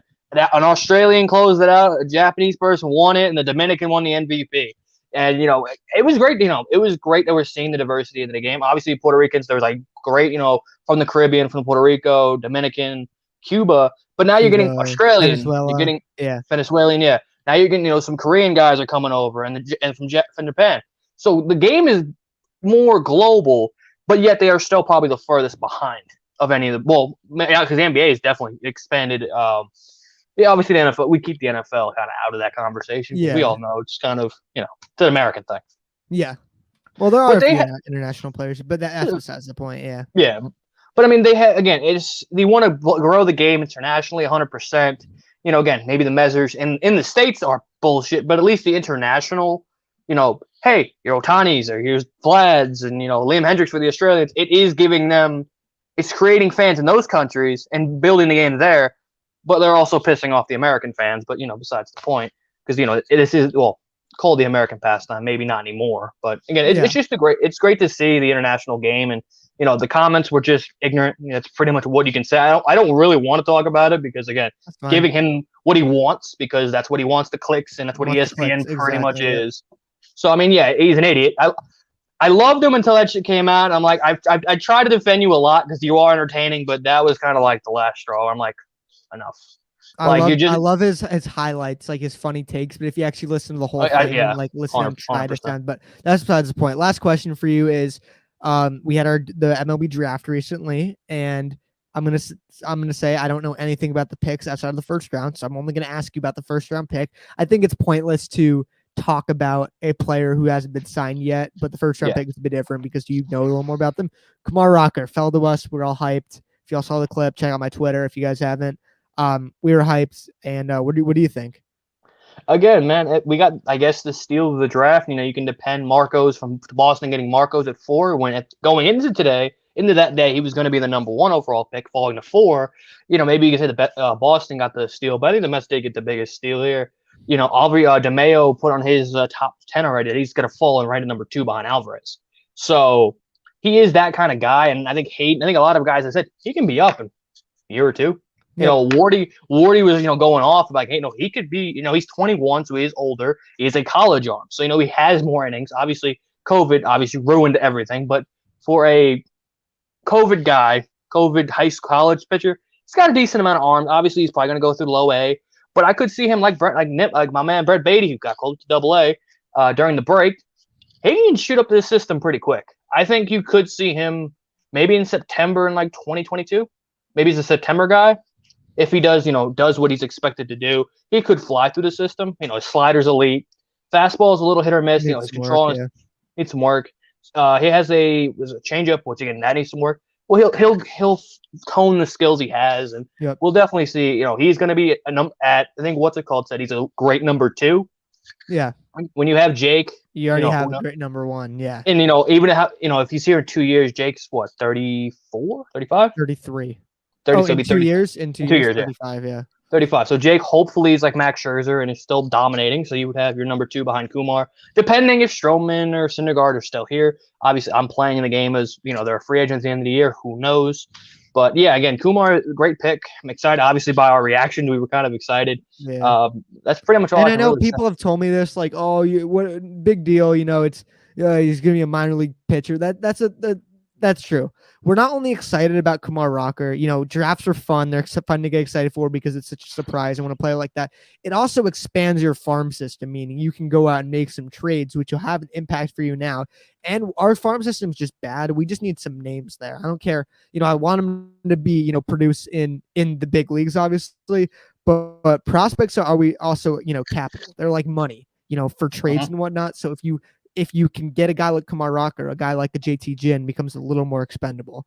So yeah, we love the pick. I believe you signed for like $6 million, a crazy signing bonus for him. Yeah, crazy $6 million signing bonus. The rest of the slot. Shout out to the Cohens. They're really flaunting their wealth compared to the coupons, the welfare weapons, whatever you want to call them. 100%. So Andrew, like always, man, I appreciate you calling in. I'll talk. Oh yeah, last thing. Do you want to shout out our little thing, or are we keeping this under wraps until next week? We'll announce it next week because we got some details figured out. But yeah, I'll just say something's coming in the very future for you guys, which involves me and Andrew in this similar format. That's all 100%. We'll say. But that's all you said that. Yeah, we got to tease it, man. We got to say, we got to milk this, hype it up, all that stuff. 100%. All right, man. You have a good one. Appreciate you calling in. You too, my guy. All right, shout out to Andrew for calling in. Let's keep going to these lines. Let's go to. Oh yeah, he was on earlier. Let's go to Sergio. Got cut off. Sergio, what's going on, man? My name is Stephen A. Smith, and I'm here to apologize about the Shohei Ohtani things. First, I do not apologize for what I said about Shohei Ohtani. He's a bozo. Batting average is the best stat ever. Everything I said about Shohei Ohtani came up on my ass because that's what I do. I work on ESPN. Paul Pierce is my brother. I'm delusional as hell. And I don't know what I'm talking about. Last thing, Shohei Ohtani's a bozo. I don't know what I'm talking about. I only know what I'm talking about basketball. So thank you. Keep canceling me on Twitter, please. That was quite the start.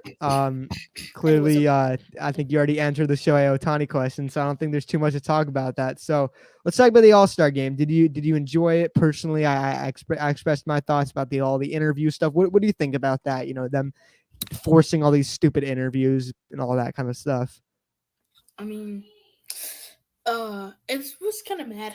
I was not mad, but it's kind of sad that we haven't won an All-Star game for the last 8 times. Oh, National League, yeah. Vladdy did the good thing. Vladdy was just hitting bombs.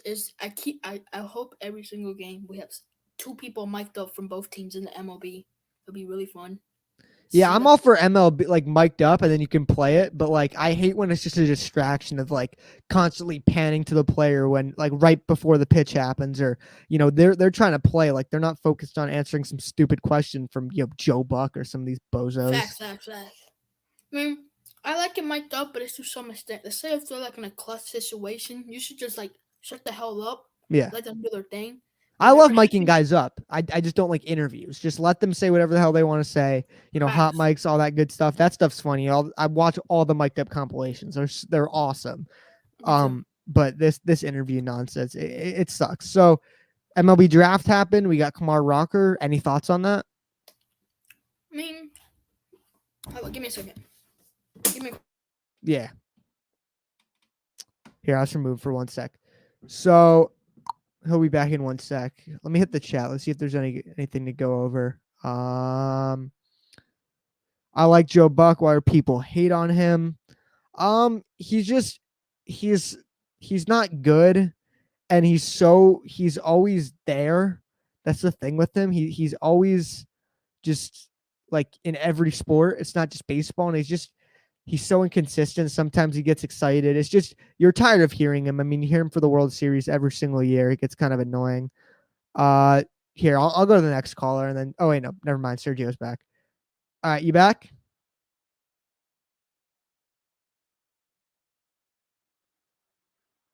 Sorry, too many. There you go. I'm doing. No worries, man. No worries. But anyways, like I said, what were we left out again? I forgot. Kumar Rocker, Mlb Draft. Kumar Rocker. I mean, come on now, it's Kumar Rocker. He should have supposed to be going like 4 or 6. We draft a lot of pitchers. I mean, having a lot of pitchers is never enough. You should always have lots of pitchers. Yep. We got a good. Everybody in the draft was a steal that we got. Everybody in the draft, people were saying it's a steal. So I mean, if Sandy can do that every year, I mean, come on, I'm signed up. Yeah, and we got to get him signed. That's the thing. And seeing the signing bonus Kumar Rocker got, that just is awesome. Knowing that we have Steve Cohen and not the Will Puns anymore, because they would have just passed on him to take some. Kumar Rocker would have become like a free agent. Yeah. Well, yeah, he wouldn't have been drafted by us. We would have taken some guy that we could pay below slot value. So, it's awesome to see. Not only if you get a great player, you get your farm system replenished, but you get to see the direction of your organization. So, anything else? I mean, one thing is that how you call this? I mean, it was pretty fun. The All-Star game, it was fun. Home Run Derby, the future starter game. I wish Alvarez could have been a catcher. But my thing is, in the All-Star game, we need to have more events. Like, we cannot just have the All-Star game, Home Run Derby, Futures game, goodbye. I think we should have more events, like who can run the bases the fastest. Yeah. Have you ever seen the bunt off in like the Korean League or something? It's like they have to hit different targets with bunting and whatnot. Yes. I don't know how awesome that would be. Like, because bunting can get a little repetitive, get a little annoying sometimes, but it'd be kind of fun. They need to do a mascot game. The NHL does a mascot game, and they're awesome. So not all 30 teams have mascots, but you just play 9-on-9 with sub guys in. Yeah. So maybe mascot T-ball or something, because it'd probably be hard to throw the pitch and in a big costume. But I agree with you. They need you watch the Pro Bowl. The Pro Bowl is a joke, the game itself, but the events outside of it are pretty fun. So yeah. So anything else? And also the NFL players play dodgeball. Yeah, it's fun. Also, in basketball, they have the skills challenge. We need something that every position can play. Not like only this thing. Like in the NBA, you see in the skills challenge, Nikola Nurkic. You see little guys, you see tall guys, you see everybody. So we need an event that everybody can join, even pitchers if they want to. Yep. And like NHL, they do the fastest skater, which is like really fun. So yeah, I agree with you. They need more events like that. So, last question with you: what Met are you most excited to watch in the second half of the season? What Met? I want to see probably Brandon Nimmo or Edwin Diaz. Probably one of the two. Which one do you think, who had a rough first month, is going to really just come back and be awesome? Lindor. He's going to be. I think he's gonna start now playing to his contract now that he got a little break and all that. Yep. Because at the same time, Lindor has only missed one game, and playing almost every single game is kind of tiring. So to have 3 days off, get his mind right, I think he'll be back. Yep. All right, man. Appreciate you calling in like always. Hopefully, I'll talk to you next week. Yeah, thanks. All right, cool, man. You have a good one. All right, shout out to Sergio calling in. Let's go to our next caller. Let's go to Jose. What's up, Jose? I have a question. What's up? How come on my channel I have to deal with 5 of you at the same time? But yet when I want to be on a call with someone, I can't?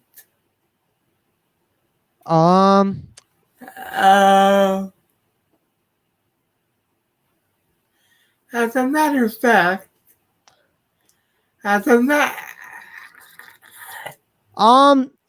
we should definitely arrange something that, like, just like I think for the show, I kind of like to have it some structure, but we should definitely do like a bunch of people chill together.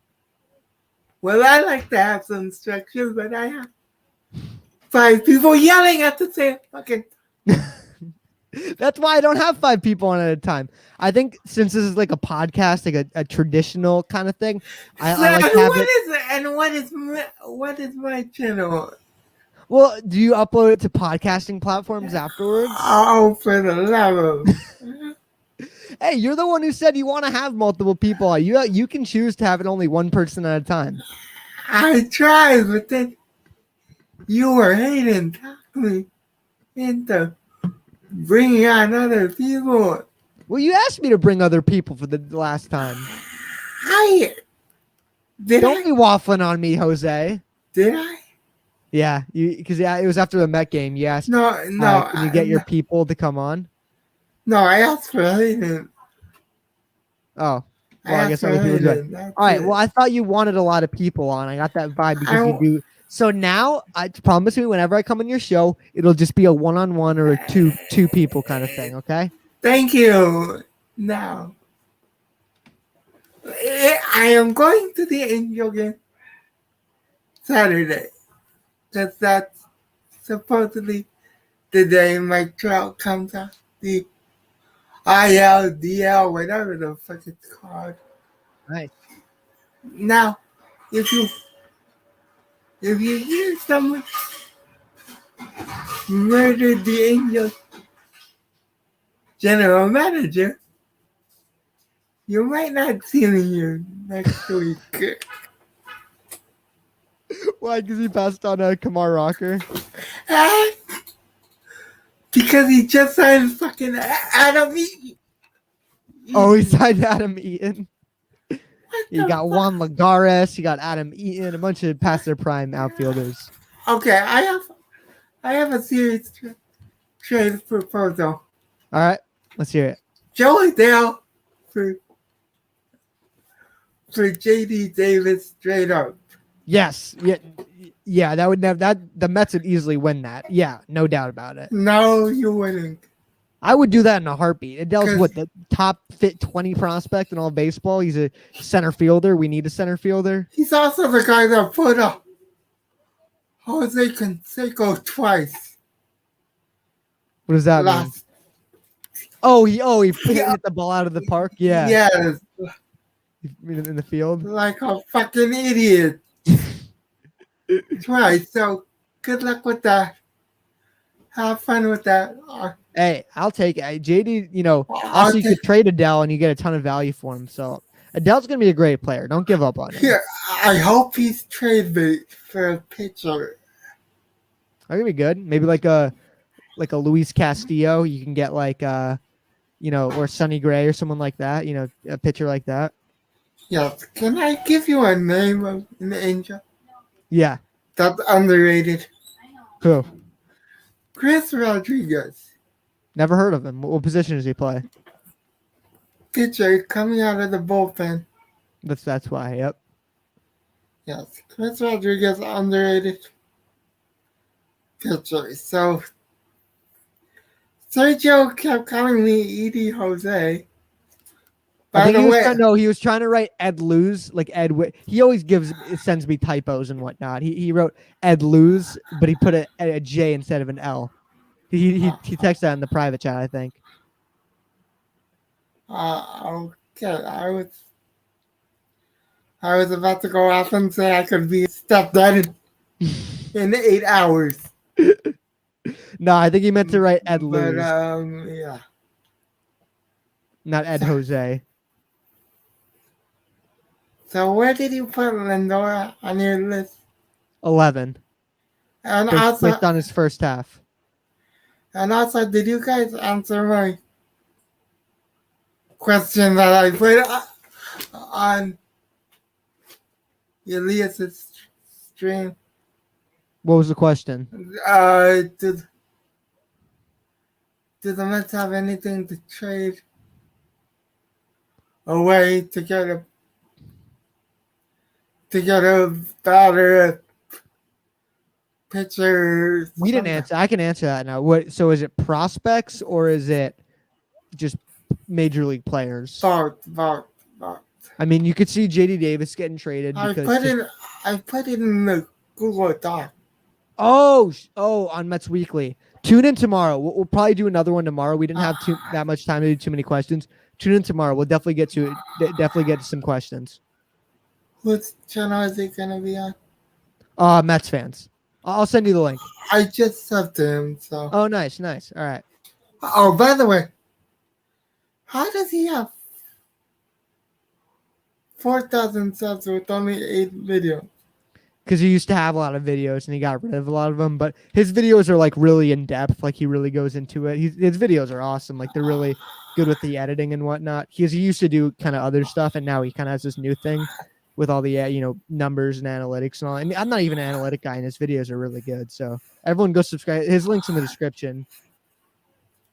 I suck at editing, but you saw my video on Mcneil. I don't really edit much either. So. No, you saw my video on the clown. Stephen A. Smith? The clown. Oh, yeah. Of course. Great video. Everyone check it out. Seahawks Jose Rodriguez. That racist fucking racist network he works for. Fuck all of them. Yeah. ESPN's a joke, man. Now, can I go on a rant about Go ESPN? For it. I think we have one in the calls of the week that we have because I only played part of it. Well, do a rant now, and then we'll watch the rant from last week. LeBron James, Rachel Nichols, Adam Silver, Adam Middleton. LeBron's advisor looks like fucking Voldemort from Harry Potter. Stephen A. Smith of Max Kellerman.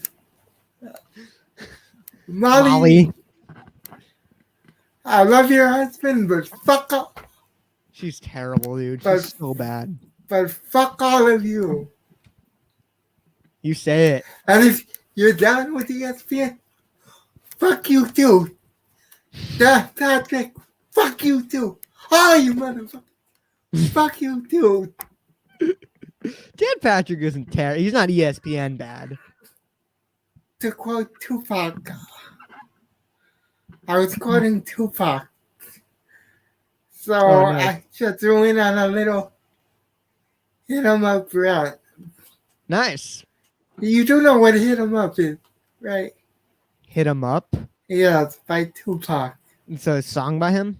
Oh, for the love of God, you are. I listen to Tupac, but I don't know that song. You are worse than prime time, I swear to. Did you see my film analysis of his shotgun? Yeah, how bad was it? I did. I'll send it to you after the stream. Yes, please. All right. Love you guys. Love you guys. Thank you for having me. And, of course, man. Hey, I know you and what's his name? Andrew are gonna do something. Yeah. Something, but I thought me and you were supposed to do something. We hit me up. I'm pretty free this summer, so I'll do all sorts of stuff. If you want to do a show or something, hit me up. We'll definitely look into it. Wait, where do I hit you up at? Just Twitter. Just Twitter, yeah. If you want to do a show or something, you want to do a video with me, just hit me up on Twitter. I want to do a show with you. So, all right, yeah, we'll figure it out. Just we'll have to get the details on Twitter.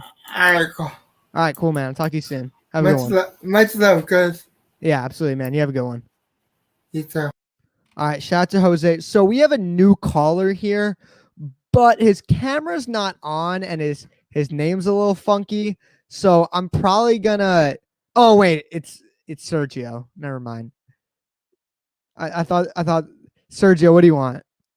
Zuri's touchscreen.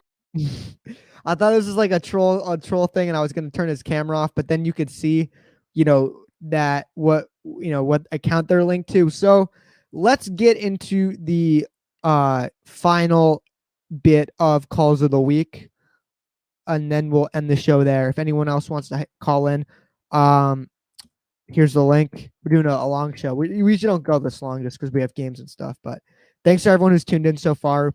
Please leave a like, all that. Shout out to Metsfan for joining earlier. Let's check out the remainder of calls of the week.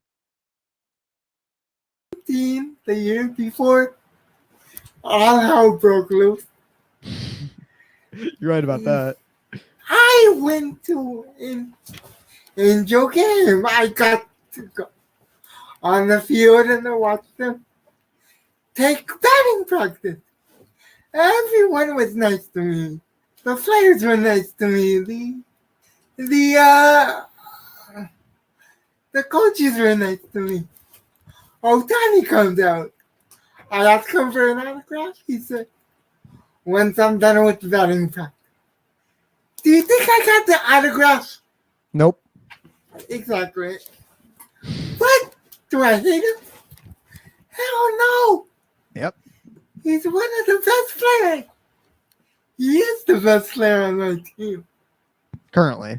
When Mike Trout shout out. Yeah, exactly. When Mike Trout isn't playing. Yep. Stephen A. Smith, you are a sellout. You are a so true. Talking head. You are LeBron's dick. You are a puppet. That is all you are. Everyone knows that. Elias. It's so true. Elias. Ask me why it says 23 hater at the end of my name. Who's number 23? Is it LeBron? Yes, and if you want to know why I hate LeBron and ESPN so much, because they don't shut up about him. Go watch my latest video I did yesterday. Dave Roberts is he's the definition of a babysitter. He's only successful because he has an all-star team. You know, he can't win shit, so they have to go get Mookie Betts, and they have to have a freaking global pandemic and a 60-game season, and he finally won a ring. Like, he just refuses to play young players. Like, last year, Will Smith got no playing time, and he's a top 3 catcher, borderline top 2 catcher in baseball, because they kept playing Austin Barnes because he's a guy who's been there for a while or whatnot. I mean, he just has these guys that, like, Kike Hernandez, Chris Taylor, who he just has an obsession with, it seems like. Kike is in Boston. Yeah, well, obviously not anymore. But, like, back when he was with, LA, like, he just has these players that he has an obsession with and just refuses to play anyone better. Like, I know Albert Pujols was good 20 years ago or, however long ago. 15. But, I mean, 15 years ago, bit of an exaggeration. But, I mean, he should not be. Yeah. You should not be your freaking everyday first baseman. I know you've had injuries and whatnot, but I mean, why not give Matt Beatty or one of these other younger guys a shot, a guy who might actually stick around a while? Like, I don't get it, man.